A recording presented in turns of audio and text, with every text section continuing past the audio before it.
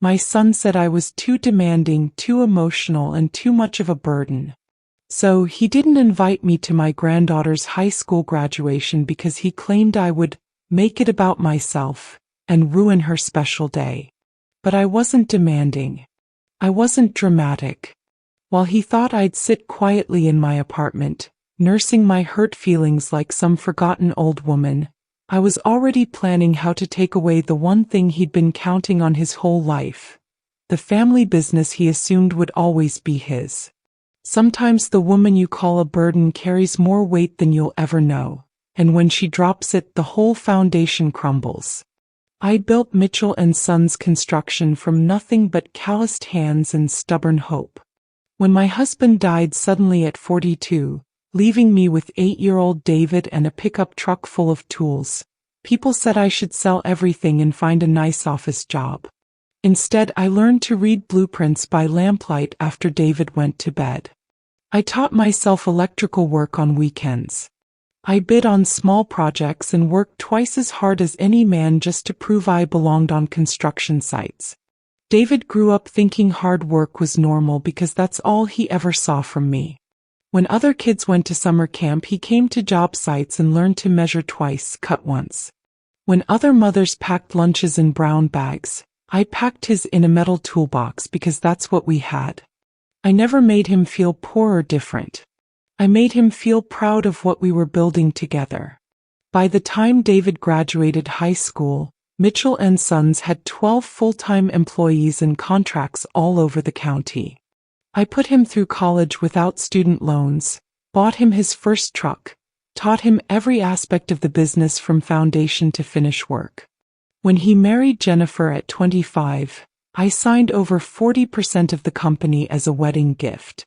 When little Emma was born 2 years later, I made David a full partner and put his name on everything official, trusting that family meant something permanent. For 23 years, I watched him grow from my eager apprentice into a skilled contractor and loving father. I thought I'd built something lasting, something that would carry our name long after I was gone.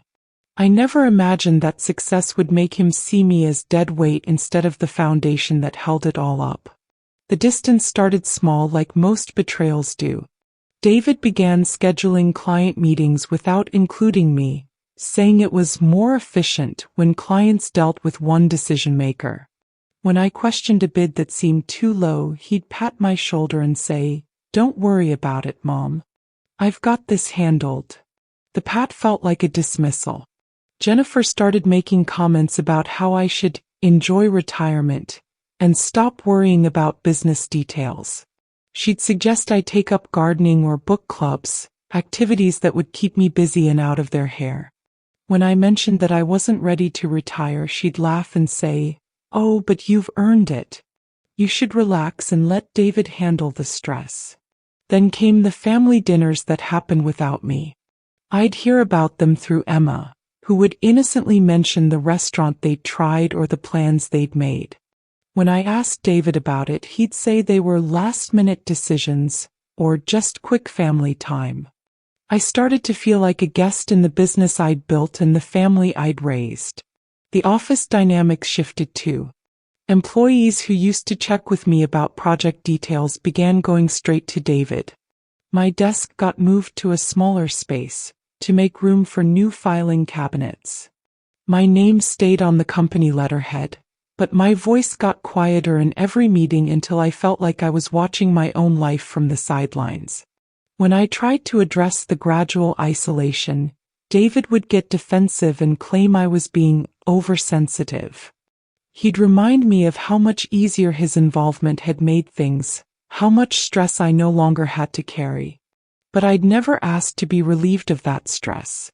I'd asked to be valued despite it. Emma's graduation invitation arrived on a Tuesday, addressed only to David and Jennifer. I found it on the kitchen counter when I stopped by their house to drop off some financial documents David had requested.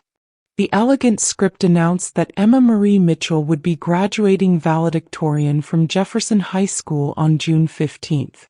I stood there holding someone else's mail, realizing I was learning about my granddaughter's biggest achievement secondhand.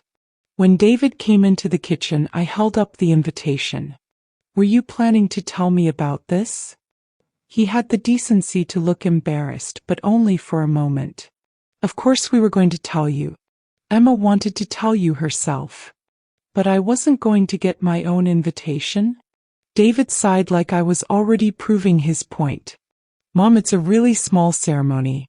Limited seating. Emma gets 4 tickets, and with Jennifer's parents coming in from Florida. So I'm 5th in line." "It's not like that. It's just logistics."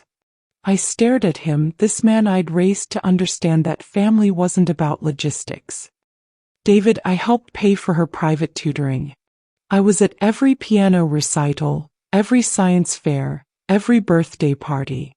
I taught her to use power tools and balance a checkbook." "I know, and she knows that too.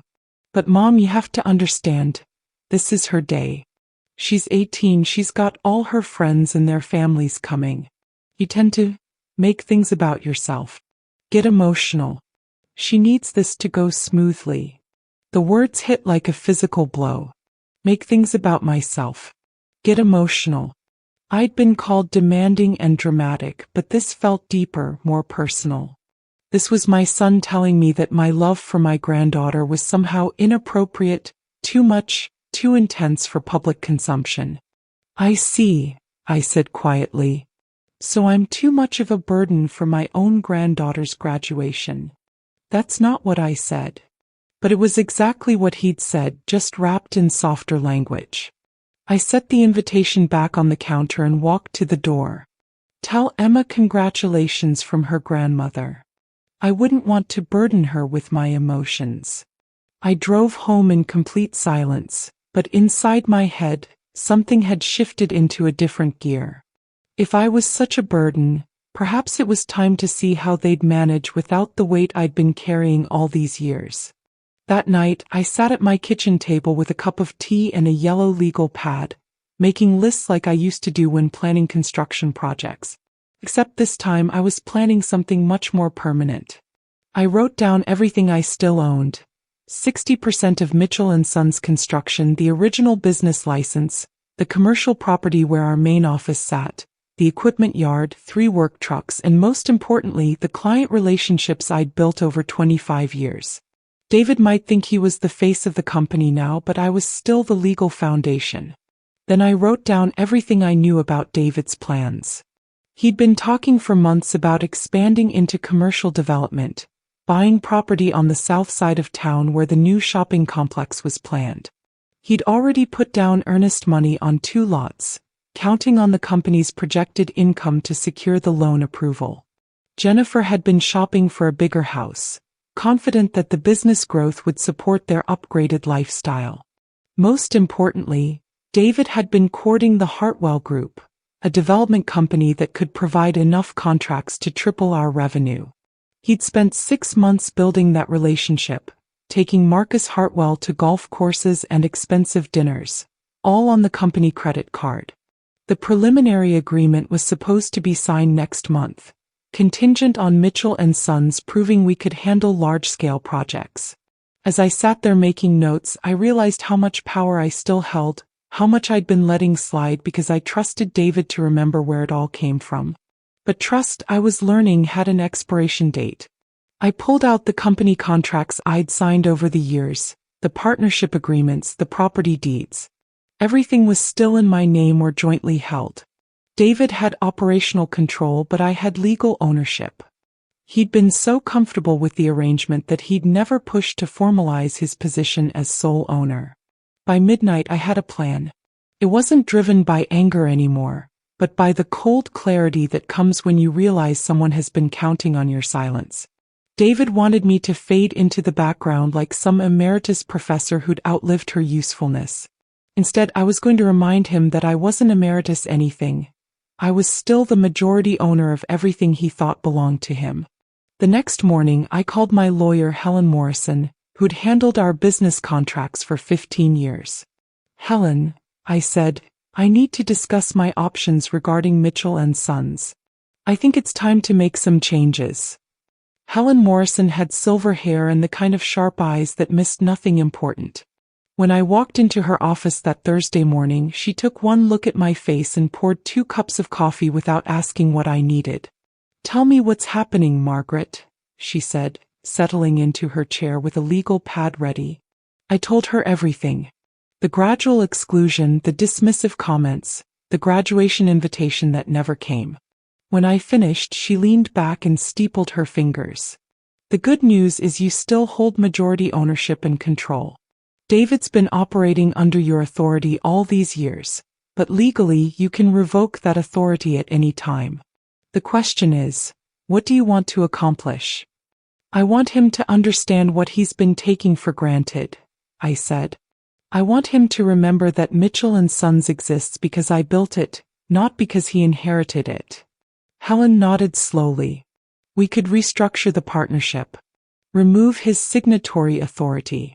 Require your approval for major expenditures and contracts. But Margaret, that's going to create significant operational challenges. Are you prepared to step back into active management?" I'd been thinking about this all night. I'm 68 years old, Helen. I'm not going to run construction sites again. But I am going to remind my son that respect isn't optional in business partnerships, even family ones. What about the Hartwell Group contract? David's been working on that for months. I smiled, and Helen raised an eyebrow at whatever she saw in my expression.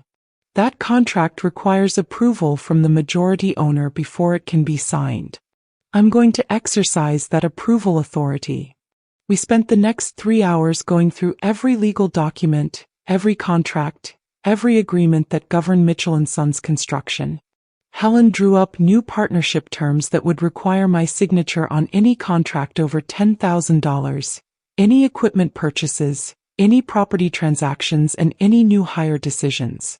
She also prepared paperwork to formalize my control over the client relationships I'd built. "This is nuclear, Margaret," Helen warned as I reviewed the documents. "Once you file these, there's no walking it back quietly. David will know exactly what you're doing." "Good," I said, signing each page with the same steady hand I'd used to sign my first construction contract 30 years ago. It's time he learned that actions have consequences. The next step required more delicate timing. I called Marcus Hartwell directly, using the relationship I'd built with him years before David ever knew the Hartwell Group existed. Marcus had always been respectful to me, unlike some developers who treated women contractors like curiosities. "Marcus, it's Margaret Mitchell. I wanted to touch base with you before we finalize anything regarding the South Side project." "Margaret, good to hear from you. David's been keeping me updated on your capacity assessments. We're excited to move forward." "I'm sure you are. Before we commit to anything that large, I'd like to meet with you personally. I want to make sure we're aligned on expectations and capabilities. Would you have time for lunch next week?" Marcus agreed immediately, probably thinking this was just due diligence from the company founder. He had no idea I was about to pull the foundation out from under everything David had been building. That weekend, I drove past Emma's school and saw the graduation setup in progress. Workers were arranging folding chairs on the football field, hanging banners, setting up the stage where my granddaughter would give her valedictorian speech in 2 weeks. I sat in my car watching the preparation and felt a strange calm settle over me. David had wanted to protect Emma from my emotions, to keep her special day pure and untainted by whatever burden he thought I represented. Soon he'd learn that the real burden wasn't my presence at ceremonies. It was the weight of consequences he'd never bothered to calculate. The meeting with Marcus Hartwell took place at Romano's, the same restaurant where David had been entertaining him for months. I arrived 15 minutes early and requested the corner table where business discussions wouldn't be overheard. When Marcus walked in, he greeted me with genuine warmth and the kind of professional respect I hadn't felt from my own son in years. "Margaret, you look wonderful. It's been too long since we've had a chance to talk directly." We ordered lunch and spent the first 20 minutes catching up on industry changes and mutual acquaintances. Then I steered the conversation toward the Hartwell Group's expansion plans and Mitchell & Sons' role in them. Marcus, I want to be transparent with you about some internal changes happening at Mitchell & Sons. As you know, I still hold majority ownership of the company, and I'm reassessing our capacity for large-scale development projects. His expression shifted slightly, the way it does when experienced businesspeople sense a complication they hadn't anticipated. I thought David had full operational authority. He's been presenting himself as the decision-maker for this project. David has been handling day-to-day operations, yes. But major contracts and strategic partnerships still require my approval as majority owner. That's always been our structure, though perhaps it wasn't clearly communicated. I watched Marcus process this information. He was too seasoned to show alarm, but I could see him recalculating the partnership dynamics he thought he understood. Are you concerned about our proposed contract? He asked carefully. I'm concerned about overcommitment, I said honestly. David is enthusiastic about growth, but I've been in this business long enough to know the difference between confidence and capacity. Before we commit to $1 million contract, I need to ensure we can deliver without compromising quality or existing client relationships. Marcus nodded slowly. What would you need to feel comfortable moving forward? I took a sip of water and chose my words carefully. I'd need to see a more conservative timeline. Smaller initial projects to test the partnership before committing to large-scale development. And I'd need to maintain approval authority over project milestones and resource allocation. That's quite different from what David and I discussed. I'm sure it is. David tends to be optimistic about timelines and capabilities. It's served him well in smaller projects, but this level of development requires more cautious planning. Marcus asked several more questions about our staffing, equipment capacity, and financial backing. I answered honestly, neither overselling our capabilities nor undermining David's competence. By the end of lunch, it was clear that the partnership David had been counting on would require significant restructuring, if it proceeded at all. I appreciate your candor, Margaret. Let me discuss this with my partners and get back to you about how we want to proceed. Of course. And Marcus? I'd prefer to handle all future communications about this project directly. I want to ensure there's no confusion about decision-making authority. That afternoon, I called David and asked him to meet me at the office after hours. I didn't explain why, just said we needed to discuss some business matters. When he arrived at 6 o'clock, I was sitting at the conference table with the new partnership agreements spread out in front of me. Mom, what's all this paperwork? Helen said you'd been in her office this week. I gestured to the chair across from me. Sit down, David.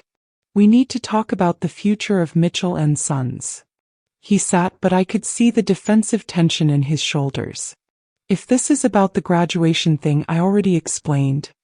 This isn't about Emma's graduation, I said calmly. This is about your assumption that I would quietly accept being pushed out of the company I built. David's face went pale as he started reading the documents. Mom, what are you doing? I'm reasserting my legal authority over Mitchell & Sons construction. As majority owner, I'm implementing new partnership terms that require my approval for major contracts, expenditures, and strategic decisions. You can't be serious. I've been running the operational side for years. Our employees, our clients, they all see me as the primary contact.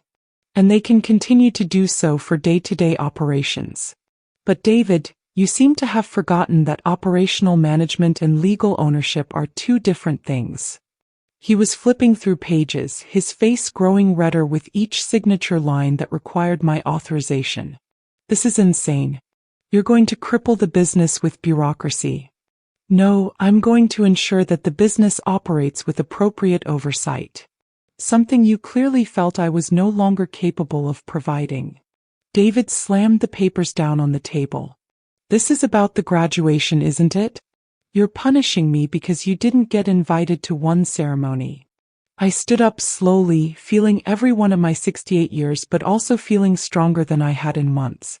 David, You told me I was too much of a burden for my granddaughter's graduation. You said I make things about myself, that I get too emotional for important family events. Do you remember saying that? I didn't mean. You meant exactly what you said. And now you're going to learn what a real burden looks like. Because every decision you want to make, every contract you want to sign, every expansion you want to pursue, it all comes through me now. David stood up too, his face flushed with anger. You can't run this company anymore. You don't understand the current market, the new technologies, the client relationships I've built. The client relationships you've built? I laughed, and it wasn't a kind sound. David, I had lunch with Marcus Hartwell today. We had a very interesting conversation about the South Side Development Project. The color drained from his face completely. What did you tell him? I told him the truth. That Mitchell & Sons' capacity for large-scale projects requires more careful evaluation. That major contracts need approval from the majority owner. That the timeline you promised might have been overly optimistic. David sat back down heavily. Mom, that contract. It's everything we've been working toward. The revenue projections, the expansion plans, the new equipment. It's all based on the Hartwell partnership. I know. Jennifer picked out that bigger house based on those projections too, didn't she? Put earnest money down on those lots? Made plans for the future that assumed I would stay quietly in the background while you built an empire on the foundation I laid. David's hands were shaking now. You're destroying everything. No, David. I'm reminding you who built it in the first place. You see, when you called me a burden, when you decided I was too emotional and demanding for your new vision of the family, you forgot something important. You forgot that this company exists because I was willing to carry burdens you can't even imagine. I walked to the window that overlooked the equipment yard, the trucks and machinery that represented 30 years of 12-hour days and calculated risks. I carried the burden of starting over when your father died. I carried the burden of proving myself on job sites where men thought I didn't belong. I carried the burden of raising you alone while building a business that could support both our futures. And I did it all willingly, gladly, because I thought we were building something together. When I turned back to face him, David was staring at the table, his jaw clenched. But you decided that my burden-carrying days were over. That I should step aside and let you enjoy the results without the weight of the foundation. Well, congratulations, son. You got your wish. I'm no longer carrying the burden of trusting you with decisions you're not ready to make alone. What do you want? He asked quietly. I want you to understand that respect isn't optional in partnerships. I want you to remember that experience matters more than enthusiasm. And I want you to prove that you can handle responsibility before I trust you with authority. David looked up at me with something that might have been panic.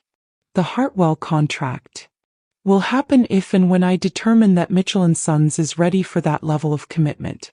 Not because you promise timelines you can't guarantee, but because we have the capacity to deliver quality work without overextending ourselves. That could take months, maybe a year. Then it takes as long as it takes. Good partnerships are built on realistic expectations, not optimistic promises. David was quiet for several minutes, processing the new reality. When he finally spoke, his voice was different, smaller, less certain. I never meant to push you out. I thought I was taking pressure off you. By excluding me from decisions? By dismissing my input? By telling me I was too much of a burden for my own granddaughter's graduation? He winced. That came out wrong. No, David, it came out exactly right. Came out honestly. And now we both know where we stand. I gathered up the partnership agreements and put them in my briefcase. These documents will be filed with Helen tomorrow. You can continue managing daily operations, but major decisions require my approval. Client relationships, especially long-term ones like the Hartwell Group, will be handled jointly or not at all. Mom. And David, the next time there's a family event, a graduation, a birthday, a celebration that includes my granddaughter, you'll remember that the woman you called a burden is also the woman who owns 60% of everything you think you've built. I walked toward the door, then paused and looked back at him sitting there among the scattered papers that represented his derailed plans. You wanted me to be less of a burden, son. Congratulations. Now you get to carry the weight of every decision, every risk, every consequence all by yourself. Until you prove you remember that partnership means partnership, not management by assumption. The office felt different as I locked up that night. The same desks and filing cabinets, the same awards on the walls, but the power balance had shifted back to where it legally belonged. David's truck was still in the parking lot when I drove away, the conference room lights still on as he sat there trying to figure out how to rebuild the future he'd been counting on. Emma's graduation was that Saturday. I didn't attend, of course. I hadn't been invited. But I sent her a card with a check for $5,000 and a note that said, "Congratulations on your achievement. Your grandmother is proud of the young woman you've become, even if she had to hear about your success secondhand." I also included my phone number and an invitation to lunch whenever she was ready to hear some stories about the family business she might inherit someday if it still existed. The following Monday, Marcus Hartwell called to inform me that the Hartwell Group would be suspending their partnership discussions with Mitchell & Sons pending resolution of internal management questions. He was professional but firm. They needed clarity about decision-making authority before committing to major contracts. That same day, David's realtor called to inform him that his earnest money on the South Side lots would be forfeited if he couldn't secure financing within the next 30 days. The loan approval had been contingent on the Hartwell Group contract, which was now indefinitely postponed. Jennifer called me that evening, her voice tight with barely controlled anger. "Margaret, what are you doing to David? He's been walking around like a zombie for days." "I'm teaching him about partnerships," I said calmly. "Something that apparently got lost in translation over the years. You're destroying his dreams. Our dreams. We had plans. You had plans based on assumptions about my continued silence. Those assumptions were incorrect. This is about the graduation, isn't it? We can still get you a ticket. Emma would love to have you there." I almost laughed. Jennifer, if Emma wanted me at her graduation, she would have called me herself. This isn't about one ceremony. This is about 30 years of building something that your husband decided I was too much of a burden to remain involved in. He never said that. He did. He said I was too demanding, too emotional, and too much of a burden. Then he excluded me from my granddaughter's biggest achievement because he was afraid I'd make it about myself. Well, now everything is about me because legally I still own the majority of everything you've been taking for granted. Jennifer was quiet for a moment. Then, what will it take for you to go back to the way things were? I don't think you understand, Jennifer. There is no going back. There's only going forward with a clear understanding of who owns what and who makes which decisions. David can earn back operational autonomy by proving he can handle responsibility without forgetting where it came from. And if he can't? Then Mitchell & Sons will continue under my direct management until I find someone who can. The company has survived 30 years of challenges. It will survive this one too. After I hung up, I sat in my kitchen with a cup of tea and thought about Emma giving her valedictorian speech that weekend to a crowd that included everyone except the grandmother who'd helped fund her education. David had wanted to protect her from my emotions, to keep her day pure and untainted by whatever burden he thought I represented. But the real burden wasn't my presence at her graduation. The real burden was the weight of consequences that David was just beginning to understand. He'd spent so many years assuming that his inheritance was guaranteed, that his authority was permanent, that he'd forgotten the difference between trust and ownership. Now he was learning that trust, once broken, becomes a luxury that has to be earned back one decision at a time. And ownership. Well, ownership was something that could be reasserted with the stroke of a pen and the filing of legal documents that reminded everyone involved who'd been carrying the real weight all along. The woman he'd called a burden had just become the heaviest weight in his life, and unlike the burdens I'd carried for 30 years, this one wouldn't be lifted by love or patience or hope for family harmony. This burden would be lifted only by respect, recognition, and the kind of humility that comes from understanding that everything you thought you owned was actually borrowed from someone you took for granted. 6 months later, Emma called me. Not David, not Jennifer. Emma herself, the granddaughter whose graduation I was too much of a burden to attend. Her voice was hesitant but warm, and she asked if we could have lunch together, just the two of us. We met at a small cafe downtown, away from the family drama that had been swirling around the Mitchell household since that partnership restructuring became public knowledge. Emma looked beautiful and mature, every inch the accomplished young woman I'd raised money for piano lessons and science camp to become. "Grandma," she said after we ordered, "I need to apologize. I found out you weren't invited to my graduation and I'm mortified. If I'd known, I would have called you myself." I reached across the table and took her hand. "Emma, you don't owe me any apologies. That decision wasn't yours to make. But it affected you. And it was wrong." She paused, choosing her words carefully. "I've been hearing things about the business, about what happened with Dad. I don't understand all of it, but I know there's been tension." I smiled at this young woman who was navigating family politics with more grace than the adults involved. "Your father and I had different ideas about my role in the company I built.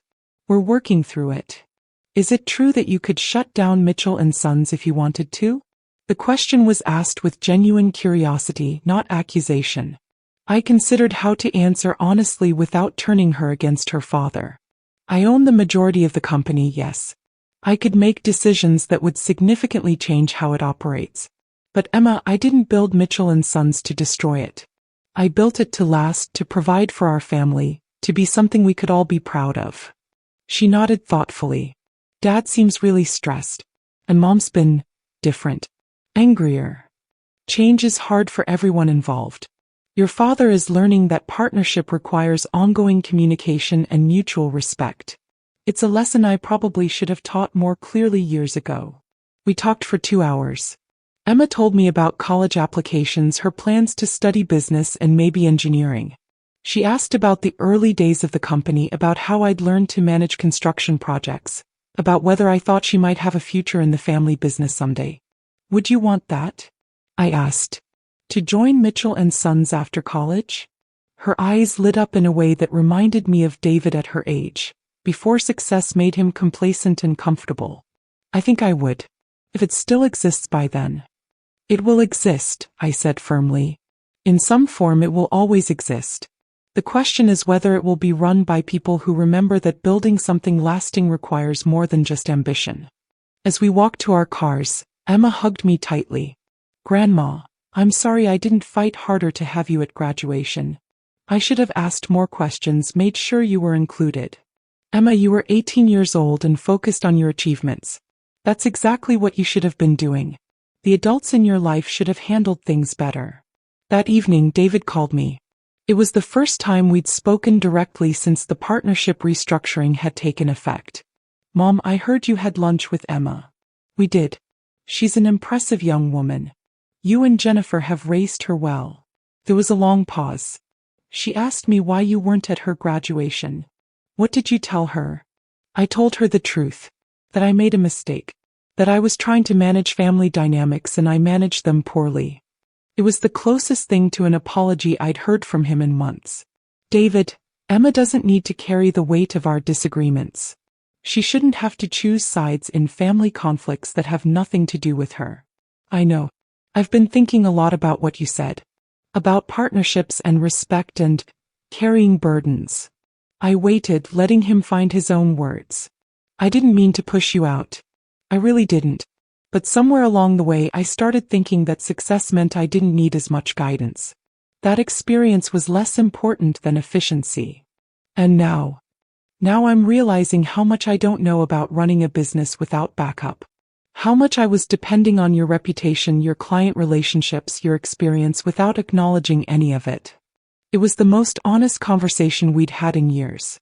"David, I didn't restructure our partnership to punish you.